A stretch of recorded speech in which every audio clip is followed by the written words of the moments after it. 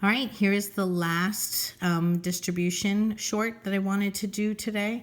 And so this is one where if you scan it quickly, you'll see that actually it's x and a 5 and x and a 5, they're the same.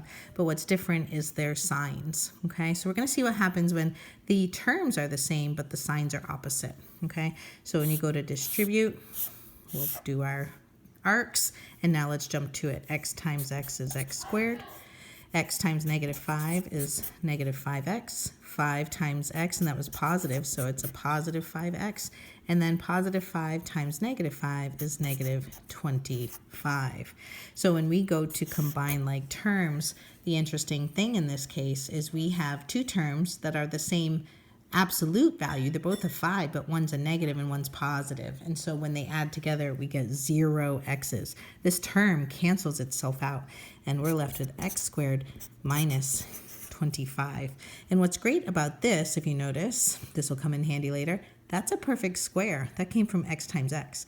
And 25 is a perfect square. That's 5 times 5. And sometimes we say subtract is a difference.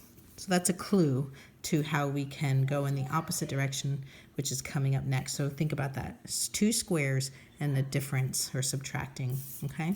You can do it again with the more complicated looking ones where there's a coefficient in front of x. So notice it's a 2x and a 3, and it's also a 2x and a 3, but one's adding and one's subtracting. So this is that same special case. So when we go to do our distributions, we're going to have 2x times 2x gives us 4x squared.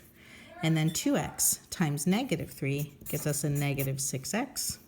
3 times 2x gets us a positive 6x.